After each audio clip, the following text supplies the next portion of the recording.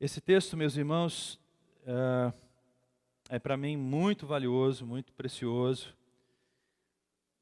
E eu tento mesmo experimentar com profundidade o que Paulo experimentou. 1 Coríntios, capítulo 15, verso 10, diz assim: Mas, pela graça de Deus, sou o que sou, e sua graça para comigo não foi inútil. Até aqui. Mas, pela graça de Deus, sou o que sou, e sua graça para comigo não foi inútil. Vamos orar. Deus nosso Pai, não queremos inutilizar a morte de Cristo, não queremos inutilizar a Tua graça, desconfiando, Senhor, do Teu amor, do Teu interesse pelas nossas vidas. Porque a Tua graça é melhor que a vida, Senhor. Então, Pai, abre os nossos olhos espirituais, trabalha nossas emoções, traz, Senhor Deus, à nossa memória aquilo que precisa ser deixado de lado. Elimina, Senhor Deus, as fortalezas da nossa mente que nos impedem de experimentar e viver a Tua graça em nossas vidas. Em nome de Jesus eu oro, Pai. Amém. Queridos irmãos, semana retrasada nós começamos essa conversa sobre seja você mesmo. Esse tema me surgiu a partir da minha própria necessidade. Então eu estou pregando para mim mesmo e também pregando para os irmãos. E eu me pus a pesquisar algumas coisas. Esse texto foi o primeiro texto que Deus trouxe ao meu coração para que eu entendesse, para que eu pudesse perceber que o que Deus deseja e espera de nós é que sejamos nós mesmos. As perguntas que fizemos na semana retrasada foram essas. Quem sou eu? Como é que eu me descrevo e como é que eu me sinto em relação a outras pessoas? Quando você olha para você, como é que você se descreve? Como é que você se sente em relação à imagem que você tem de você mesmo? Você se sente frustrado com você? Você se sente satisfeito com você? Você pode também ir para um outro extremo e se sentir maravilhoso, se sentir poderoso, se sentir o melhor, né? A última bolacha do pacote. Como é que você se sente em relação a você mesmo? Essa é a primeira pergunta. As primeiras perguntas. Nós falamos que esse desconforto que normalmente, que a maior parte das pessoas tem ao olhar para si, é um sentimento presente para a maioria de nós. Dificilmente alguém olha para si mesmo, alguém olha para a sua vida e diz assim, estou plenamente satisfeito com o que eu sou, com o que eu tenho, com o que eu fiz, com o que eu faço, eu estou tranquilo. Dificilmente isso acontece. E as Escrituras, como eu disse semana retrasada, estão cheias de exemplos de pessoas que viveram essa experiência, e as Escrituras são honestas o suficiente para mostrar que todas elas tinham seus dilemas, tinham seus problemas. Isso era uma coisa natural para a personalidade humana. Mas nós afirmamos também, eu afirmei semana passada, que Deus olha para nós com amor e deleite. Ontem à noite eu pedi para o Pedro ler o meu sermão, e ele falou assim, deleite, vovô, o que é isso? Falei, deleite, Pedro, é quando você gosta muito de uma coisa e você quer ficar junto dessa coisa. Isso é deleite. Vovô está falando que quando Deus olha para nós, Ele tem prazer de ficar conosco. E Pedro, entendi.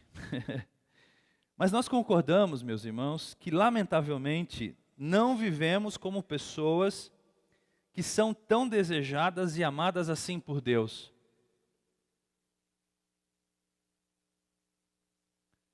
nós não reagimos a esse amor de Deus por nós.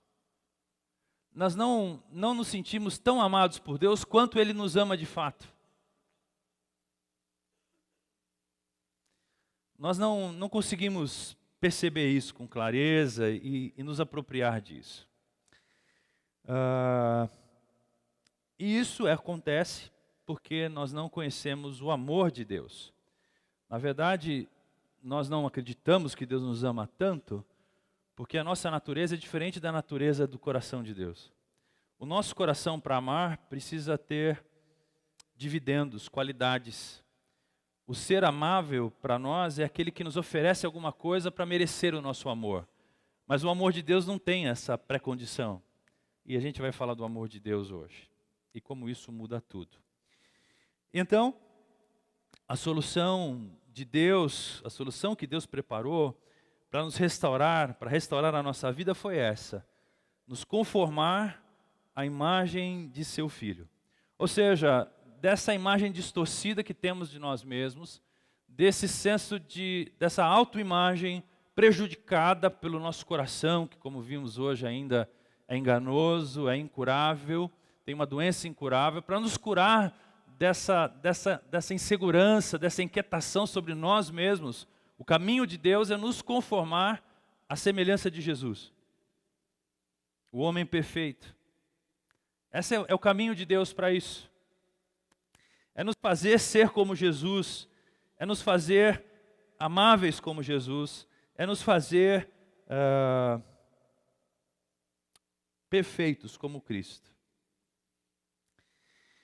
E as Escrituras vão dizer que a vida eterna é essa: que te conheçam a Ti como único Deus verdadeiro e a Jesus Cristo, Seu Filho, aquele que o Senhor enviou.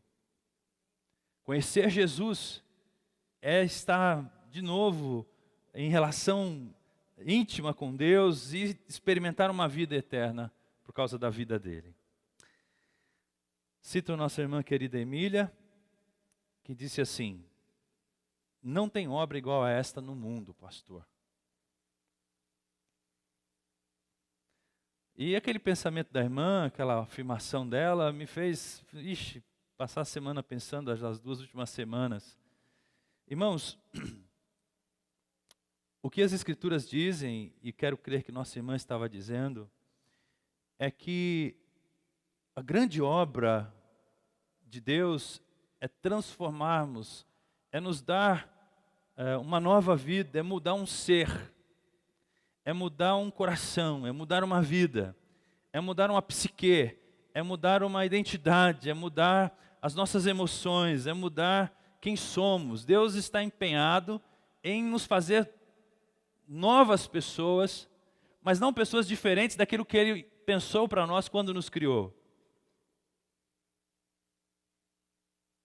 Essa é a grande obra. Não existe obra maior do que essa. Bom, como você sabe disso, pastor?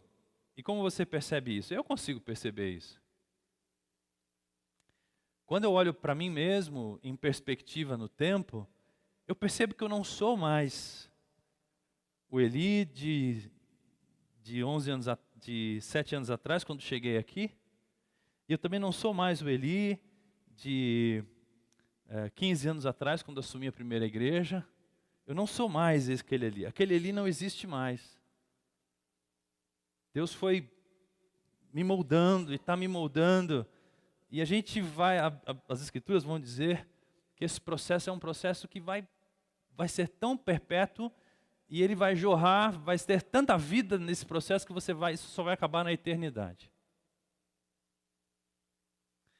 Então, esse é o caminho de Deus para nós. Meus filhinhos, por quem de novo sinto dores de parto, até que Cristo seja formado em vós. O apóstolo Paulo vai dizer isso dessa forma: Cristo está sendo formado em nós. E o Paulo tem dores de parto, né? Assim, eu espero que Cristo nasça dentro de vocês. É como se fosse uma gestação. E eu estou assim nessa agonia para ver Cristo tomando espaço dentro de vocês, tomando o controle da vida de vocês e mudando a vida de vocês. E vocês vão perceber Cristo em vocês. Que coisa maravilhosa é essa? Que obra maravilhosa! A irmã tem razão, não tem obra igual a esta no mundo. Conhecer a Jesus intimamente é precisamente o caminho de transformação que Deus preparou para a nossa restauração total. Conhecer a Cristo é o caminho que Deus preparou para restaurar qualquer ser humano.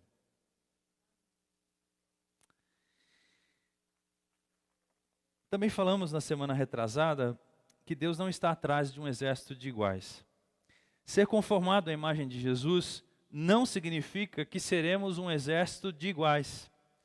E eu usei como base para isso o texto de Coríntios que diz assim: ora, assim como o corpo é uma unidade, é um só, embora tenha muitos membros, e todos os membros, mesmo sendo muitos, formam um só corpo, assim também com respeito a Cristo.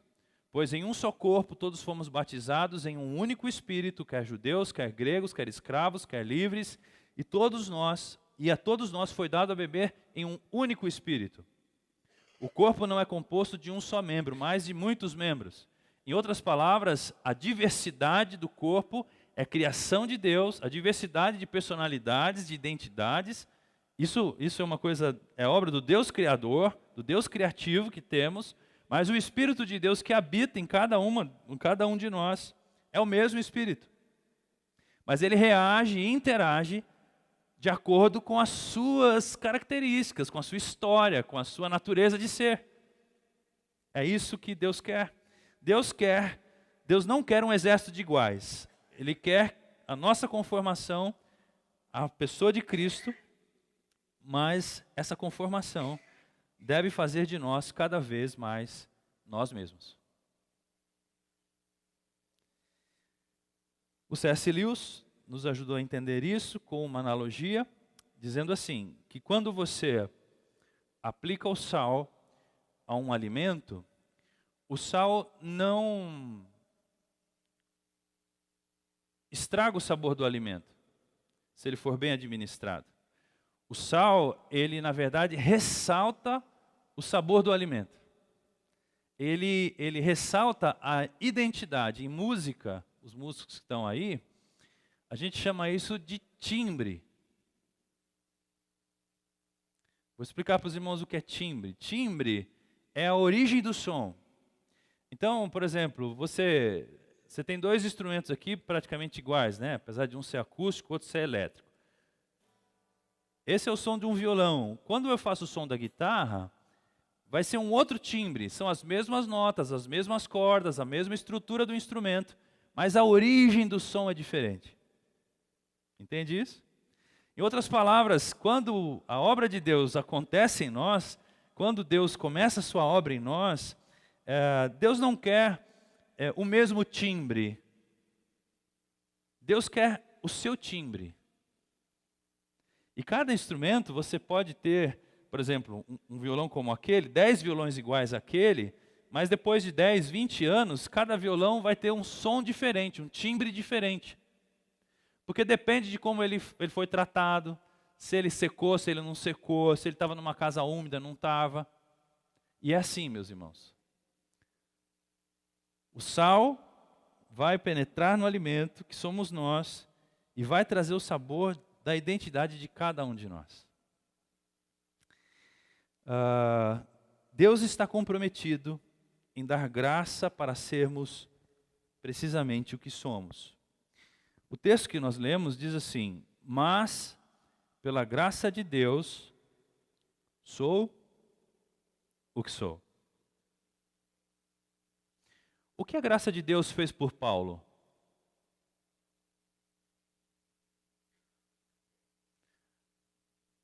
Deixa eu mudar a Bíblia agora.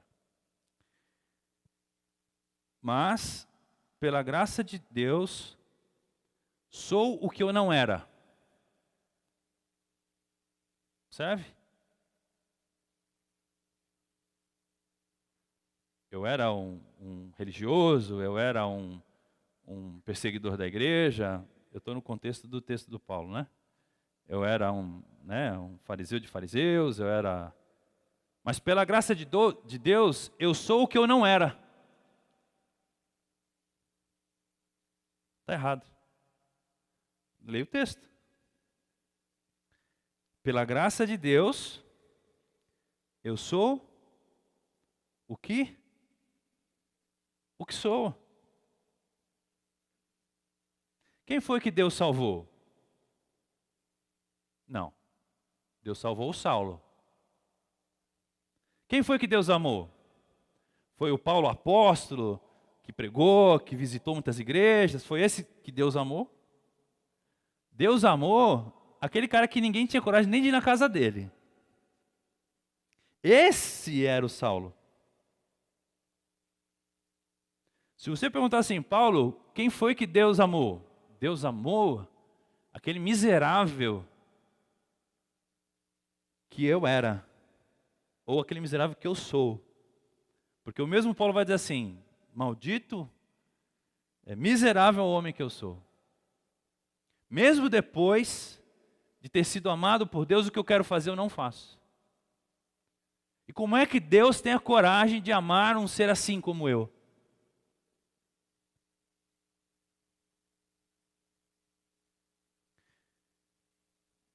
Pela graça de Deus, eu sou o que sou. Eu não preciso ser diferente. Eu não preciso ser quem eu não sou para Deus me amar. Agora, por exemplo, talvez eu precise ser diferente de quem eu sou para o Rossini me amar. Ou então, para mim amar o Rossini, talvez ele tenha que ser uma pessoa diferente de quem ele é. Vocês concordam comigo? Porque quando você quer ser amado por alguém, você tenta ser igual àquele alguém. Você tenta fazer o que aquele alguém gosta que você faça, que espera que você faça. Quando você quer ser amado por alguém, você tenta se adaptar ao outro alguém. Não, eu não concordo com isso, mas não vou falar nada, porque se eu falar, ele pode deixar de me amar. Então você não fala. Agora com Deus, essa conversa, esse truque de relacionamento não funciona. Porque ele olha e fala assim, por que você está tentando ser quem você não é?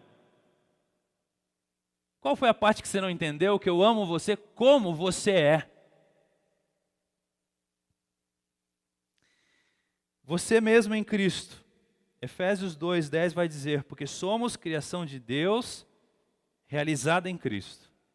Cristo nos deu a possibilidade, nos dá a possibilidade de sermos realizados depois de termos sido criados. Somos aquilo que Deus nos criou para ser quando passamos a viver em Cristo e não um outro ser.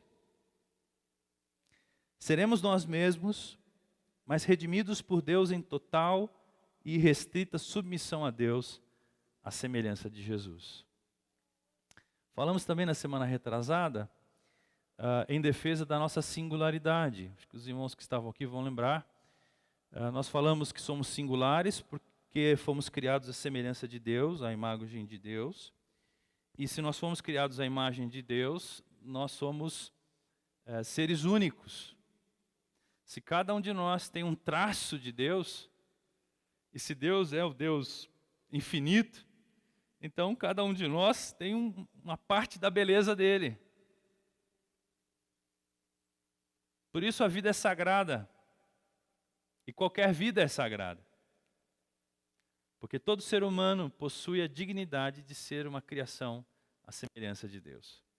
A nossa combinação biológica também nos faz seres únicos, não é? O nosso jeito de existir e fazer as coisas, a nossa capacidade de criação, a nossa capacidade de escolher nos faz seres únicos, a nossa capacidade de amar e se deixar amar nos faz seres únicos. E por que tudo isso, se Deus quisesse um exército de iguais? Era mais fácil ter feito todo mundo muito igual, né? Com os mesmos tipos de preferências, gostasse dos mesmos tipos de roupa, das mesmas cores, dos mesmos hábitos, tudo igual. Mas Deus não quer um exército de iguais. Bom, retomando então hoje, a questão é que esse caminho de transformação, esse caminho em direção ao nosso eu verdadeiro, criado por Deus, nosso caminho de restauração em Cristo, em direção a essa nossa verdadeira identidade, é uma via dolorosa, é um caminho doloroso. E aqui eu quero falar das dores desse caminho. A primeira dor, a primeira razão por que esse caminho é um caminho de dor, é porque nós vamos estar constantemente diante do espelho, que é a palavra de Deus, a nos mostrar de fato quem somos, e isso nos aborrece. Eu li um texto, a maior parte dos irmãos não havia chegado, o texto de Jeremias 17. Pense comigo por um instante. Jeremias 17, 10. Ou melhor, Jeremias 17, 9. O coração é mais enganoso que qualquer outra coisa, e sua doença é incurável. Quem é capaz de compreendê-lo? Esse caminho de transformação em Jesus, ele é doloroso porque o Evangelho nos leva para frente de um espelho. Esse espelho, as Escrituras dizem que é a palavra de Deus. Então, eu olho para mim como de fato eu sou. Quando eu me deparo com a palavra de Deus, ela me esquadrinha e diz assim, não, não, não, não. O Espírito de Deus me leva a compreender que isso não é verdade a seu respeito. Isso você não tem feito. Nisso você não é bonito. Não minta para você. Você está ficando calvo mesmo. O nosso coração nos engana. Não, você não é tão feio assim, vai. Você não é tão mal assim, vai. Não, você é mal sim. Não, o coração não é tão pecaminoso assim, não é tão incurável assim. É incurável sim.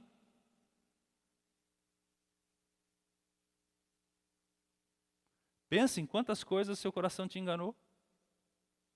A respeito de você, a respeito da sua autoimagem, a respeito das outras pessoas, a respeito das suas escolhas, você fala assim, meu coração não tem jeito. Ele é doente mesmo. Então, a via dolorosa é que Deus coloca um espelho e fala assim, está aí meu filho, está aí diante de você quem você é. Agora você escolhe se você vai continuar assim, como você está se vendo, ou se você vai vestir uma roupa nova e você vai mudar de caminho, vai mudar de vida e vai aceitar a transformação do Espírito em você. A segunda coisa que torna esse caminho uma via dolorosa é porque nós ficamos desapontados. O apóstolo Paulo fala do seu desapontamento lá no livro de Romanos, dizendo assim, miserável homem que sou, quem me livrará do corpo dessa morte, dessa realidade morta, dessa vontade de fazer a coisa certa, de viver como tem que se viver, e ao mesmo tempo eu não consigo fazer o que eu quero, que é o certo a fazer, eu faço sempre o que é errado, eu desejo sempre o que é errado, é difícil demais, eu sei o que é melhor, eu sei o que é certo, mas o meu coração se apega ao que é errado. Essa via, esse caminho que Deus preparou para nós, meus irmãos, a gente fica desapontado conosco mesmo.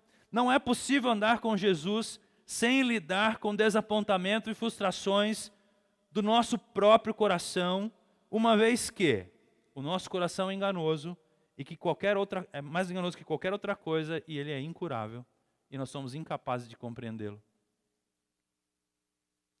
Você lembra de um discípulo de Jesus que ficou super desapontado consigo mesmo? Por que o Pedro ficou desapontado consigo mesmo? Não, eu não vou te trair nunca. Eu? Trair você? Tenho certeza no meu coração de que isso não vai acontecer. Eu sei quem eu sou. Estou certo do que eu creio. E aí Jesus olha e fala assim, mal sabe você que antes que o galo cante 3 vezes, é exatamente ao contrário disso que você vai ter feito.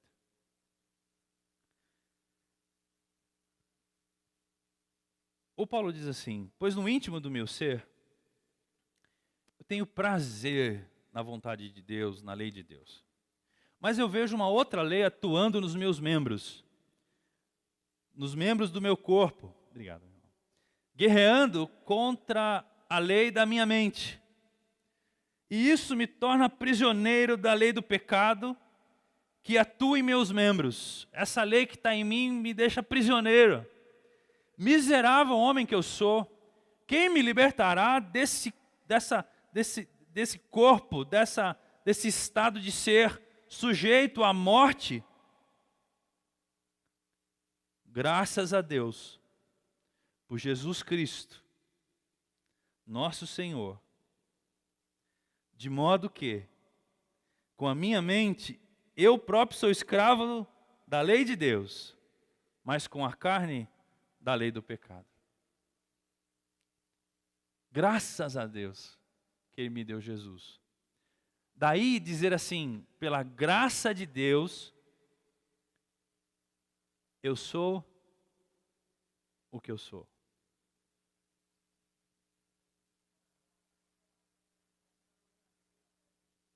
É verdade que Paulo mudou, não é verdade? É verdade que o Pedro mudou, não é verdade? Agora, se você chegasse para o Pedro assim no final da vida, tem um filme no Netflix sobre a vida de Pedro, e dissesse assim, e aí Pedro? Bate no peito aí. De novo. Fala aí que você não vai trair Jesus mais. Pedro falava assim, não. Eu só tenho certeza de uma coisa. Pela graça de Deus, eu sou o que eu sou. Não é o meu esforço.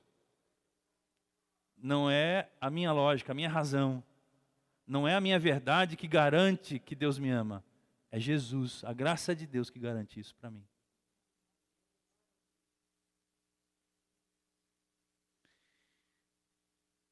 O chamado de Jesus é um chamado ao desapontamento e à decepção pessoal. Lembra do Sermão do Monte? Às vezes eu brinco aqui, já brinquei aqui com os irmãos, a gente fazia a campanha do Sermão do Monte. E aí nós vamos falar assim, venha ser perseguido, venha ser pobre, venha ser fraco, venha ser, porque bem-aventurados são esses. Isso é um convite à fragilidade. Isso é um convite ao desapontamento.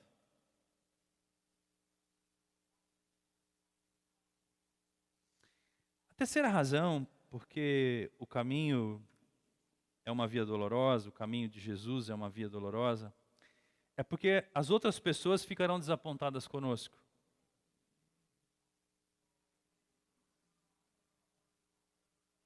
Ouçam isso. Não pensem que vim trazer paz à terra. Não vim trazer paz, mas espada. Pois vim para fazer com que o homem fique contra seu pai, a filha contra sua mãe, a nora contra sua sogra. Os inimigos do homem serão os da sua própria família. Quem ama seu pai ou sua mãe mais do que a mim, não é digno de mim. Quem ama seu filho ou sua filha mais do que a mim, não é digno de mim. E quem não toma a sua cruz e não me segue, não é digno de mim. Esse texto é passivo de uma excelente exegese, uma excelente análise, e as pessoas fazem dele umas bobagens enormes. Eu não vou pregar no texto totalmente hoje, porque não vai dar tempo. Eu só quero dizer o seguinte, que isso gera, se aproximar dessa vida de Jesus, ser amigo de Jesus, andar com Jesus, tomar a sua cruz e pegar o caminho de Jesus, pode sim colocar você em oposição à sua mãe, em oposição à sua sogra, em oposição a seu irmão. Pode sim.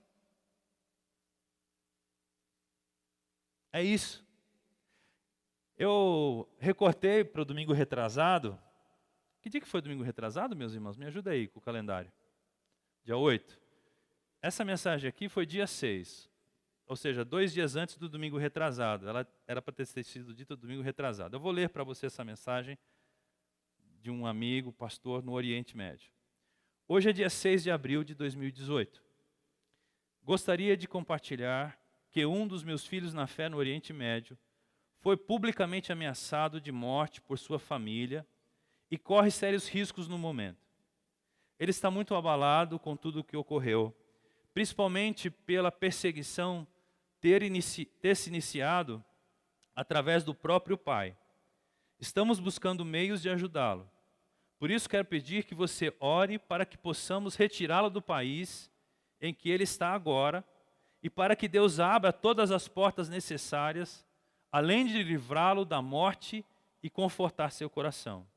Contamos com sua intercessão e mobilização. Esse camarada não mora em Carapicuíba.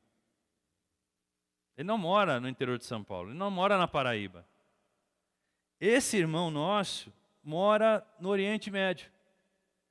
E quando ele aceitou Jesus, e porque ele aceitou Jesus, o pai disse assim: ou você volta para o Islã, ou eu mesmo mato você.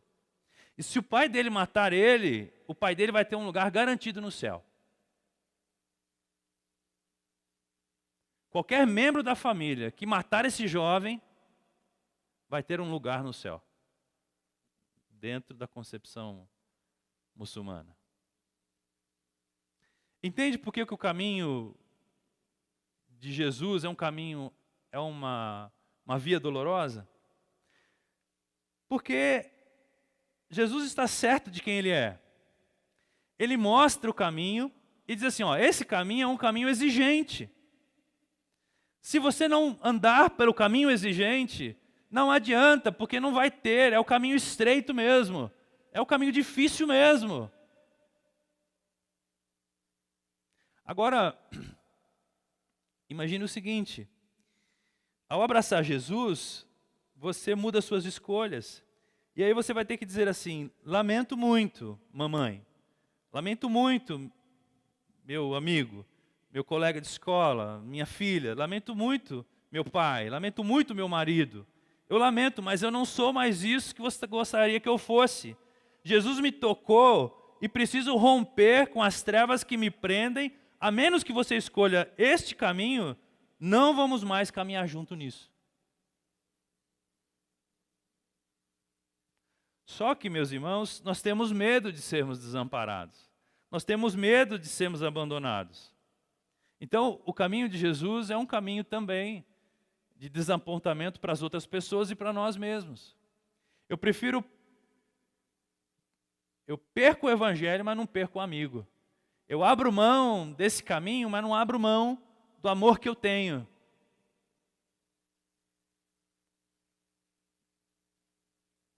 Entende isso? Essa oposição é natural. Isso acontece naturalmente.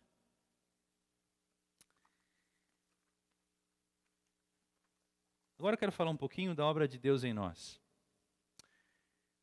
Precisamos lembrar, meus irmãos, que a vontade de Deus para nós, segundo as Escrituras, é boa, perfeita e agradável. Eu tenho uma certa aversão a transformar as Escrituras em jargão. Os irmãos sabem o que é um jargão? Jargão é uma resposta que diz tudo e não diz nada. Isso é jargão. Não, fique em paz, tudo vai mudar. O cara acabou de perder o filho, você fica em paz. Isso é um jargão, né? Diz tudo, mas não diz nada. Então, quando eu cito um texto assim, eu tenho medo de que os irmãos acreditem que eu estou fazendo um jargão. Eu tenho medo de ser interpretado assim. Mas eu preciso lembrar aos irmãos que a vontade de Deus é boa, perfeita e agradável. E durante muitos anos, eu disse assim, Senhor, o Senhor pode me explicar como é que é esse negócio de boa, perfeita e agradável? Porque até onde eu estou conseguindo entender, depois que eu aceitei o Senhor, depois que eu me comprometi com o seu caminho, as coisas não se tornaram mais agradáveis para mim, não se tornaram melhores para mim, não se tornaram mais perfeitas para mim. Pode ser que aos teus olhos seja, mas o Senhor pode me explicar? Porque eu estou confuso. Você não fica confuso? A gente se confunde. Então eu preciso lembrar que se é mesmo verdade, e é verdade, que a vontade de Deus é boa, perfeita e agradável, e que Deus tem total consciência de nossas limitações, e que nossos esforços não nos deixarão de pé por nós mesmos, ou por eles mesmos, eu preciso lembrar aos irmãos o Salmo 103, que diz assim: como um pai tem compaixão de seus filhos, assim o Senhor tem compaixão dos que o temem. Pois o Senhor sabe do que somos formados. O Senhor se lembra de que somos pó. Então, veja só, essa proposta de caminho de Jesus, de transformação em direção ao seu verdadeiro eu, dessa restauração ao seu eu original, criado por Deus e agora submetido à semelhança de Jesus, essa proposta ela é uma proposta muito difícil. Mas Deus não está dizendo assim, seja um herói e venha por esse caminho. Seja imbatível, esse é um caminho para poucos. Não. O que Deus sabe sobre nós é o seguinte: eu sei que você é pó. Eu sei que você é fraco. Eu sei, o problema é quando você não sabe disso, mas eu sei disso. Eu sei, Pedro, que você é fraco. Você acha que não, mas você é. Então o salmista está dizendo assim: como um pai, Deus tem compaixão dos seus filhos. Deus sabe que nós somos, do que nós somos formados. Ele sabe a matéria-prima que tem na mão. Por isso a gente às vezes desiste de Deus. A gente fala, Deus não quero mais saber de nada. Não adianta, o Senhor pode esquecer de mim. Aí passa um pouco de tempo, Deus fica quieto, deixa você desistir, ir embora. Eu não vou mais na igreja, eu não vou ser mais crente, eu não quero mais nada. De repente, de novo, lá vem você outra vez orando, lá vai você outra vez para a Bíblia, lá vai você outra vez para a igreja. Por quê? Porque Deus não desistiu de você. Você teria desistido de você, mas Deus sabe do que você é formado. Deus não se frustra quando nós nos frustramos. O nosso coração nos engana, Deus não entra nessa pilha do nosso coração. Ele fala, está sendo enganadinho de novo pelo próprio coração. Ó, vou só esperar no que vai dar. O texto de Jeremias vai dizer assim, quem é que conhece o coração do homem? Eu conheço. Eu sei muito bem lidar com esse coração. Eu tenho um remédio para esse coração incurável. No entanto, meus irmãos, eu preciso dizer a vocês que a meta é caminhar no sentido da perfeição absoluta de Cristo. Não menos do que isso. Ontem um irmão usou a seguinte expressão, eu levantei o sarrafo para cima. Sabe o que significa isso? Sabe aquelas competições de salto com vara? Ou aquele salto que a pessoa vem correndo assim e dá um pulão e passa por cima do sarrafo? Ele falou assim, eu aumentei o nível de exigência. Então eu queria dizer para você que a exigência de Deus não vai baixar para você passar. Não, Ele vai fazer você pular por cima, entende isso? Deus não vai pegar o sarrafo e falar assim, não, minha filha, você é fraquinho, você é molinho, você é preguiçoso mesmo, você não lê a Bíblia mesmo? Então, deixei aqui no nível, como diria o Pedrinho, no nível easy para você. Pode pular. Só levantar a perninha, passou. Deus vai manter o sarrafo no alto. E vai dizer assim, vamos treinar? Vamos mudar? Vamos fazer diferente? Vamos ser igual a Jesus, que em tudo foi provado, mas em nada pecou? Vamos contar com a graça para pular por cima desse obstáculo que é maior do que você, que é maior do que você acha que você pode conseguir?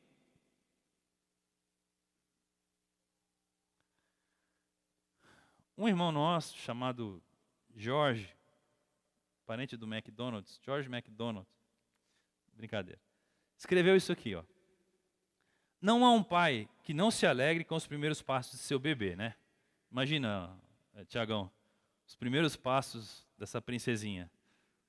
Tá andando, né? Todo assim, foi do sofá para um sofá para o outro. E você fala, meu Deus, põe no Facebook, minha filha andou. E é uma alegria, né? Fala a verdade, sim ou não? Sim. Mas nenhum pai vai ficar satisfeito se não ver o seu filho crescendo, caminhar com um passo firme, livre. Da mesma forma, Deus não se agrada facilmente. E também não consegue se deixar agradar facilmente. Se a gente vê a criança andando, ótimo. Mas daqui um ano, ou daqui a alguns meses, ela tem que correr. E depois de correr, ela tem que estudar. E depois de estudar, ela tem que querer. E a gente vai sempre aumentando o sarrafo. Então, às vezes, por exemplo, para nós pode ser, começou a andar, grande coisa, né? Grande coisa para um bebê de menos de um ano andar, é uma coisa maravilhosa. Mas não para aqui. Há uma progressão. O C.S. Lewis diz assim, se você se recusar a isso, se você se recusar a crescer, se você se recusar aos desafios da via dolorosa de Cristo, se você se recusar a crescer no caminho de Jesus, isso é preguiça ou covardia. Ou você é preguiçoso, ou você é um covarde. E desejar crescer não é mania de grandeza, é obediência simples. Não, eu quero ser como Jesus. Não, isso não é mania de grandeza. Isso é ser obediente a Deus. Lembra o que o Paulo fala, irmãos? Depois de ter falado que, olha, tudo que eu fiz até hoje é um bando de nada, um bando de esterco. Ele fala assim, o que eu quero hoje é conhecer a Cristo. Me identificar com Ele, perceber todas as nuances da sua vida e morrer com Ele, ser identificado com Ele na vida e no sofrimento. O meu alvo é Cristo. Eu olho para Cristo.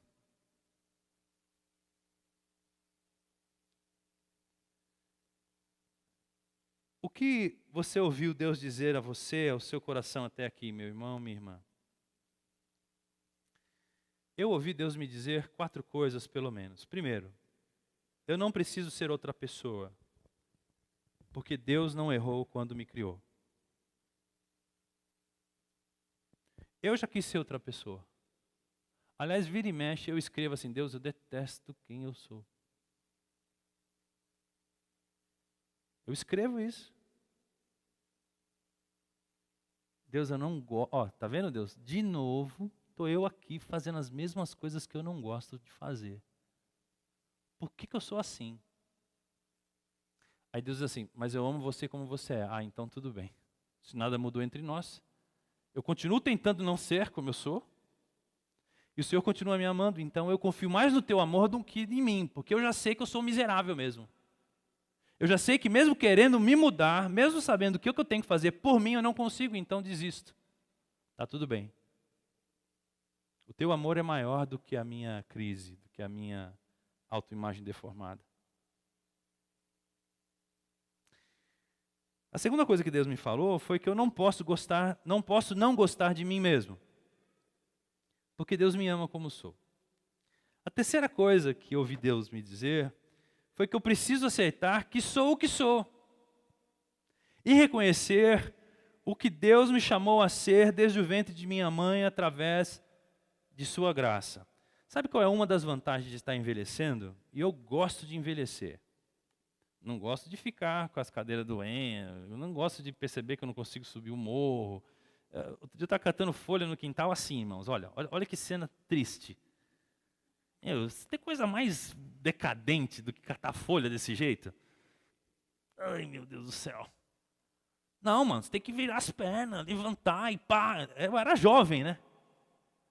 Disso eu não gosto, mas de envelhecer eu gosto. Porque eu percebo assim, falo, cara, como você está ficando diferente, hein? Como Deus está fazendo diferença na sua vida. Esses dias fizeram um elogio para mim, pelas minhas costas, e o elogio sem querer chegou a mim. Eu falei assim, caramba, será que eu sou isso mesmo que a pessoa está dizendo? Eu falei, Deus, quer dizer que daquele monstro que eu era, aquele legalista miserável, o Senhor está fazendo um homem assim? Nossa, que bonitinho esse homem, hein? Estou até gostando de mim agora. Irmãos,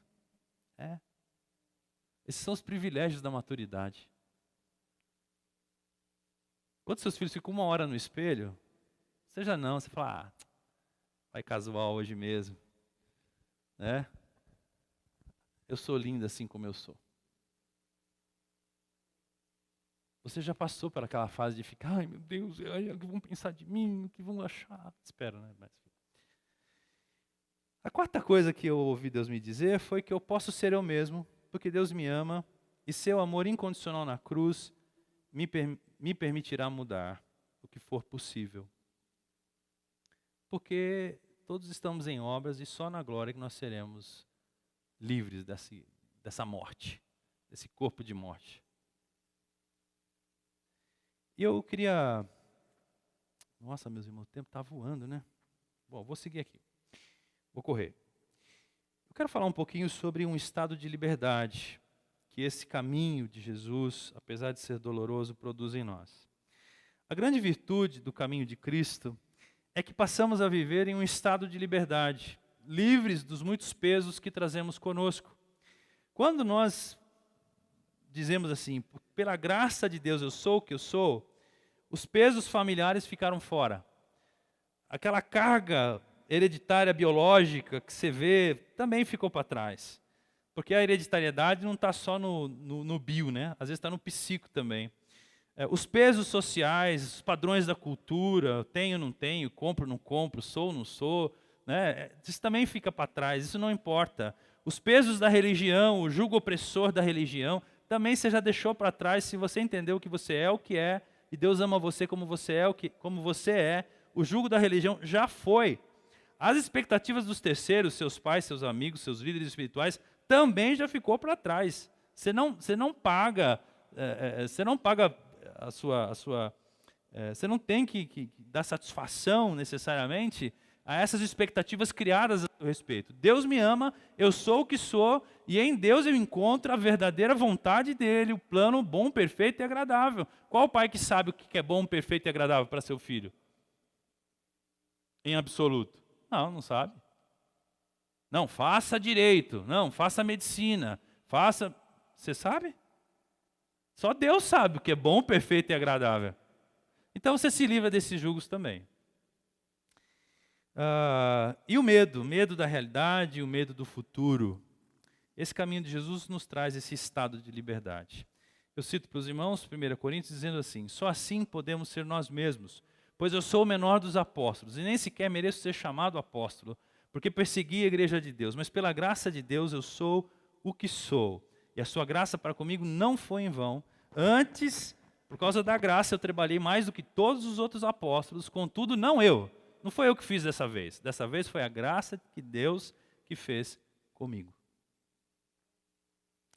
Eu admiro a coragem do Paulo dizer isso. E assumir que a graça de Deus é assim, tão escandalosa, não permite que a morte de Cristo tenha sido em vão. Se você não acredita nessa graça, Cristo morreu em vão para você. E Ele não vai morrer de novo. Você vai ter que mudar de ideia. Esse caminho também nos leva a um amor maior. Eu quero falar, dar um testemunho pessoal. Que bom que minha esposa não está aqui, mas se ela tivesse também não teria problema. Eu pedi licença a ela para dar esse testemunho.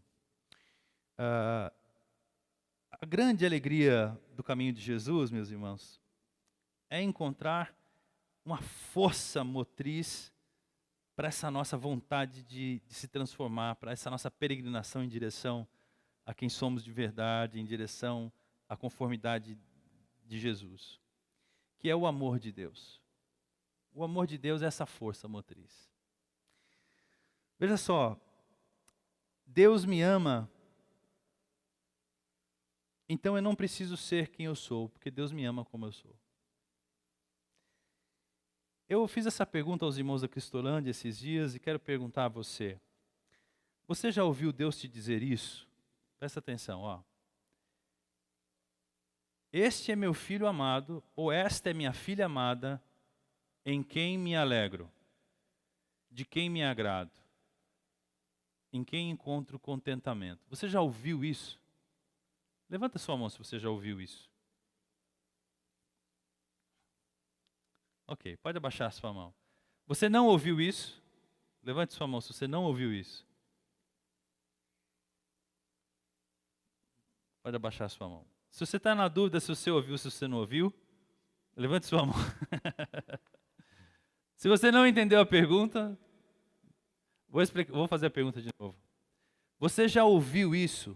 Você é meu filho ou minha filha amada, em quem eu tenho prazer. Você já ouviu isso? Você já ouviu isso? Sim ou não? Se você não ouviu, então eu quero convidar você a se converter. Se você já é batizado, esquece o seu batismo, vai ter que batizar de novo.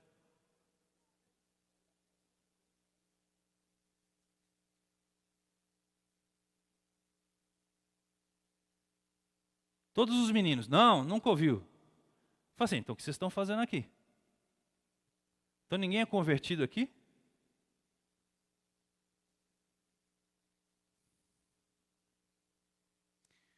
Deixa eu te perguntar uma coisa. Por que Deus amou o mundo de tal maneira?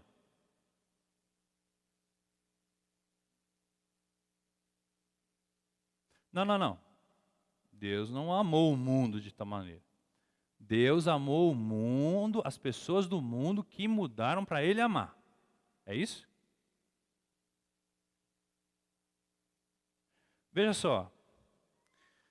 Se você pensar que Deus ama a Lourdes que não existe, ou se você achar que Deus ama a Lourdes que Ele quer que você seja, e não a que você é, você nunca vai ouvir Deus dizer para você que Ele tem prazer em você, que Ele ama você. Você não tem que ser quem você não é para Deus te amar, entende isso?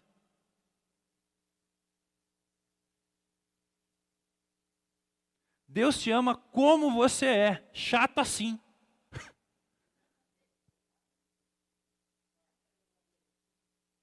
Eu vou dar meu testemunho.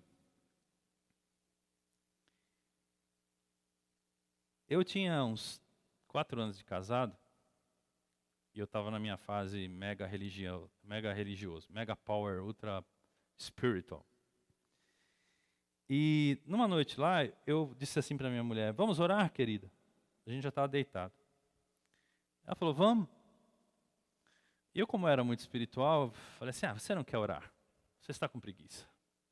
Eu vou orar sozinho. Eu falei, como assim? Quer dizer que você sabe o que eu estou pensando? Finalmente ela retrucou, né? Porque ela é mansa feita uma ovelha.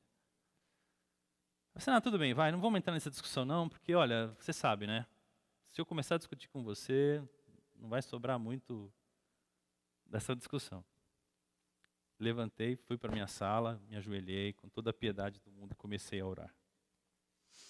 Deus, eis-me aqui nessa madrugada.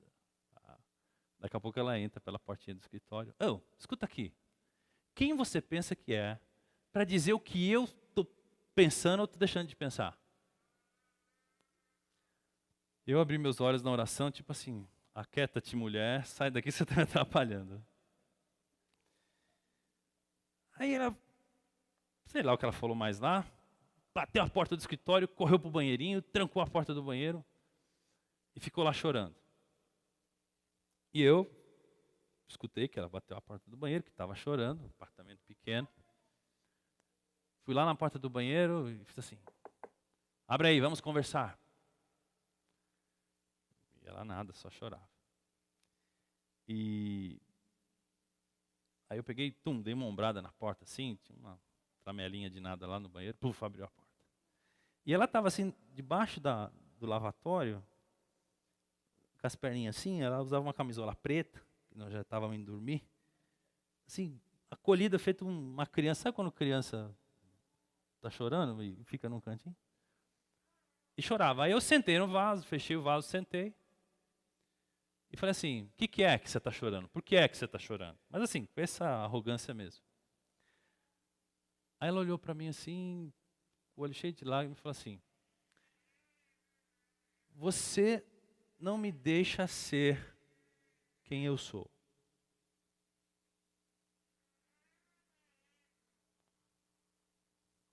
Você não me deixa ser quem eu sou. Irmãos, o download foi imediato, né? Naquele tempo a ficha caiu na hora de uma vez só. Mas o download foi assim, buf! Na hora eu olhei e falei assim, meu Deus, o que eu estou fazendo com essa mulher? Porque eu queria um Eli Roberto de saia. Eu queria uma Edilane que não existia. E não existe até hoje. Ela não existe. Ou eu amo a que existe, com todas as suas virtudes e defeitos, ou eu não amo. Não, eu amo quando você faz isso, mas quando você faz aquilo eu te odeio. Não. Ou você ama a pessoa como ela é, ou você nunca amou essa pessoa.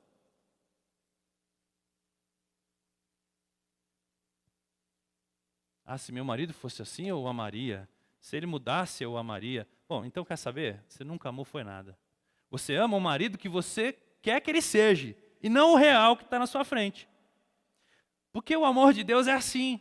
O amor de Deus destina-se a esse lixo, a esse poço de nada. O amor de Deus destina-se a esse mendigo, a essa coisa horrível, a esse homem chato. O amor de Deus se destina a essa mulher agressiva, irritada, violenta. O amor de Deus se destina a quem não merece o seu amor, para criar o que merece o amor, para ser um ser amável. O amor, Deus nos amou sendo nós ainda... eu era pecador, mas não pecava tanto. Eu já era bonzinho para Deus me amar. Você não era bonzinho nada. E você não é bonzinho nada. E se tem alguma coisa boa em você, nem é de você, sabia? Foi a graça de Deus comigo. Porque se fosse só eu, você ia ver a meleca que ia dar. Ia dar a mesma tranqueira que já deu lá no passado. Mas agora tem a graça de Deus comigo, então, desculpa aí, mas não sou eu. Você acha que eu sou legal? Você acha que eu sou bonito? É a graça de Deus comigo. A gente não fala assim, pessoas cheias da graça. Nossa, esse irmão é cheio da graça. Nossa, eu fico perto dele, eu sinto a presença de Jesus. O que é a presença de Jesus? Vamos traduzir esse misticismo aí.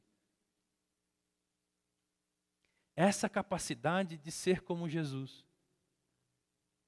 Acessível aos pecadores.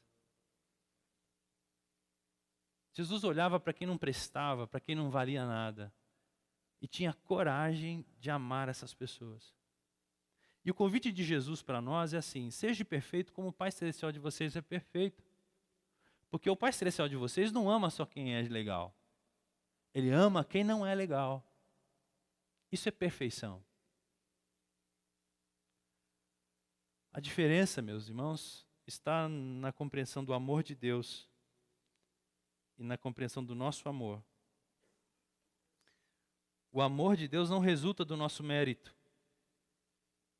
Quando alguém quer que sejamos quem não somos para nos amar, essa pessoa não nos ama. Na verdade, ama aquilo que ela projetou para que fôssemos. Quando a Edi disse assim para mim, você não deixa ser quem eu sou. De uma vez só eu entendi. Caramba, eu não amo ela. Eu amo aquela Edi que eu estou querendo que ela seja. E que ela nunca vai ser.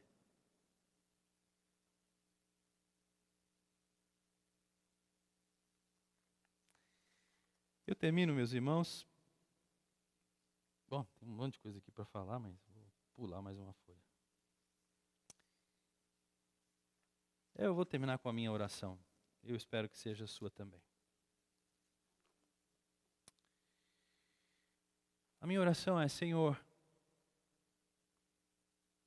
não me amo como Tu me amas. Me perdoe por não crer no Teu amor por mim e assim menosprezar a Tua graça, tornando inútil a morte de Teu Filho Jesus. Senhor, ensina-me a aceitar o Teu amor. Assim também eu posso aprender a amar como o Senhor ama. Senhor, não me deixe viver esta vida de morte, porque conheci o grande amor com que me amou, me dando vida juntamente com Cristo. Eu estava morto nas minhas transgressões, mas pela tua graça o Senhor me salvou e por isso posso ser eu mesmo. Em nome de teu Filho Jesus. Amém. Deus nosso Pai, eu ainda preciso tanto, Senhor, ser lembrado de que o Senhor me ama muito mais do que eu. Ainda preciso, Senhor, parar de gastar energia tentando provar para o Senhor que eu sou alguém amável. Porque o Senhor e eu sabemos que eu não sou amável. O Senhor e eu sabemos que se o Senhor tirar a tua graça de mim, o que sobrará é um ser egoísta, prepotente, arrogante, pretensioso, usurpador. O Senhor sabe que se o Senhor tirar a sua graça da minha vida, se o Senhor tirar o seu espírito de mim, não sobrará nada que seja valioso para ninguém, muito menos aos teus olhos. Então, Senhor, eu quero olhar para outra direção. Quero olhar para a direção da cruz do Calvário. Quero olhar para o sacrifício de Jesus por nós, por mim. E mais uma vez quero te bendizer por me amar de tal maneira. E mais uma vez quero te agradecer, porque em Cristo eu sou uma nova criação tua. Em Cristo eu posso ser quem eu sou. Em Cristo eu estou numa outra posição. Em Cristo eu não sou mais uma criação do Senhor simplesmente. Eu sou um filho do teu amor. Em Cristo o Senhor me ama. Em Cristo eu sou tua igreja. Em Cristo eu sou a habitação do teu Espírito. Em Cristo o Senhor me deu toda sorte de bênçãos espirituais. Em Cristo eu posso ter força para lutar contra os meus pecados. Em Cristo eu fui selado, comprado, lavado, remido, perdoado, aceito, justificado para uma vida eterna.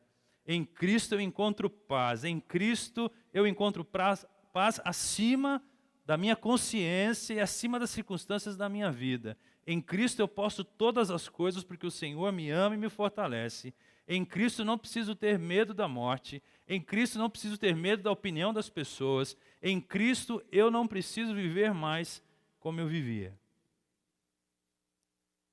Porque pela tua graça, Senhor, em Cristo, eu sou o que sou. Deus, eu não tenho palavras para te agradecer pelo amor dos meus irmãos por mim. Eu sei que eles veem os meus defeitos e me amam como eu sou. E eu não tenho palavras para te agradecer pelo teu amor que chega a mim através da vida dos meus irmãos. Mas eu também não tenho palavras, Senhor, para te agradecer pelo teu amor por nós, que é incondicional, que nos ama como somos, que leva em consideração tudo o que vivemos, o ventre que nos trouxe ao mundo, que nos leva em consideração os dias onde nós nem existíamos. O teu amor, Senhor, que nos concede uma maneira de viver boa, perfeita e agradável. O teu amor que nos constrange. O teu amor que nos leva a experimentar uma outra existência. E se isso tudo não fosse pouco, não bastasse, ainda teremos, Senhor, um peso de glória acumulando no nosso coração. Temos esse peso de glória acumulando no nosso coração para uma vida plena ao teu lado.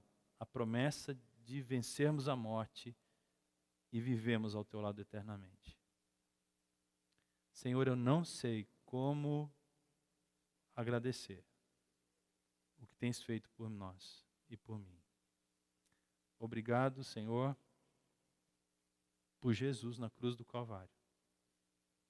Obrigado, Espírito Santo de Deus, por estar em nós agora.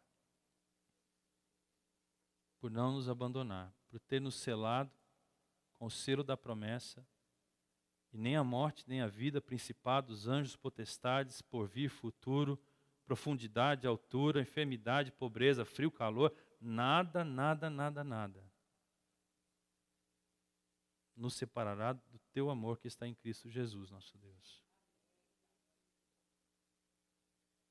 E se o Senhor é por nós, quem será contra nós? Obrigado por não dar direito a nenhuma outra voz nos acusar. Só queremos, ó Deus, ouvir a tua voz. O Senhor é o justo juiz. A tua voz, Senhor, ainda que acuse os nossos erros, nos convida à sua justiça, e se confessarmos os nossos pecados, tu és fiel e justo para nos perdoar a transgressão, nos purificar e nos fazer continuar. Em nome de Jesus eu oro e te agradeço, Pai. Amém e amém.